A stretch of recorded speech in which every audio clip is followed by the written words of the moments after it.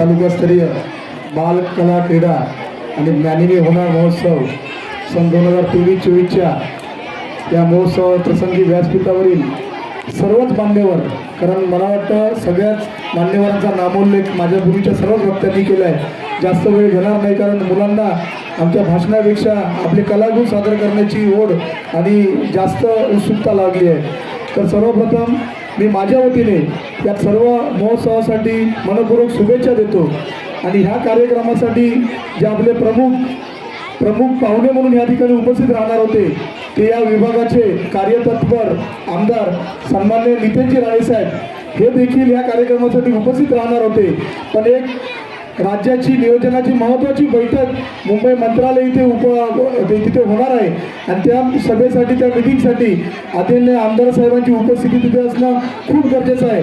कारण आपल्या विभागात निधी आणण्यासाठी जी मीटिंग असते, जी निधी वाटपाची मीटिंग असते, ती मीटिंग या ठिकाणी होणार आहे। त्यासाठी सन्मान्य आमदार साहेब त्या निमित्ताने या कार्यक्रमासाठी उपस्थित राहिले नाही, तर त्यांच्या वतीने त्यांच्याशी आज फोनद्वारे सकाळी आमची चर्चा झाली आणि त्यांनी देखील या सर्व आपल्या शालेय मुलांना यासाठी शुभेच्छा दिल्या आहेत। तर त्यांच्या वतीने सुद्धा या कार्यक्रमासाठी मी शुभेच्छा देतो आणि या निमित्ताने एवढंच सांगतो, तर माझ्या राजकीय जीवनामध्ये मी कोरोनाचे 2 वर्ष सोडली तर बरेच तालुकास्तरीय कार्यक्रम बघितले, पण तालुकास्तरीय या क्रीडा महोत्सव एवढा भव्य स्वरूपात फक्त आणि फक्त कासार्डे गावातच होऊ शकतो हे आपण या नियोजनाच्या माध्यमातून दाखवून दिला।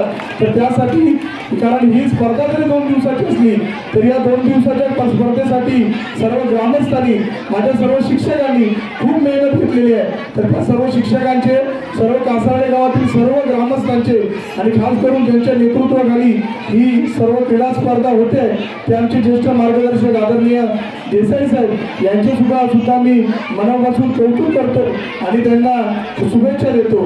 आणि सर्व मुलांना सुद्धा या तालुका स्पर्धेसाठी आपण केंद्रस्तरीय असेल, विभागस्तरीय असेल, आपण आपले कलागुण दाखवून तालुकास्तरीयपर्यंत पोहोचलात, त्यासाठी सुद्धा तुम्हाला शुभेच्छा देत असताना तुम्ही आमच्या तालुक्याचं नाव जिल्ह्यात कसं नावलौकिक कराल त्यासाठी सुद्धा मी सर्व मुलांना या निमित्ताने शुभेच्छा देतो। आमच्या तालुक्याचं नाव जिल्हास्तरीय स्पर्धेमध्ये तुम्ही अव्वल स्थानी ठेवाल ही सुद्धा अपेक्षा व्यक्त करतो। आणि या सर्व आमच्या विद्यार्थ्यांना आणि हे घडवण्याचं काम, त्यांना इथपर्यंत आणण्याचं काम जे आमच्या शिक्षक वर्गाने घेतलं आहे त्या सर्व माझ्या तालुक्यातील शिक्षकांची सुद्धा मनापासून मी अभिनंदन करतो आणि या पुन्हा एकदा या स्पर्धेसाठी शुभेच्छा देऊन इथे सांगतो। जय हिंद, जय महाराष्ट्र।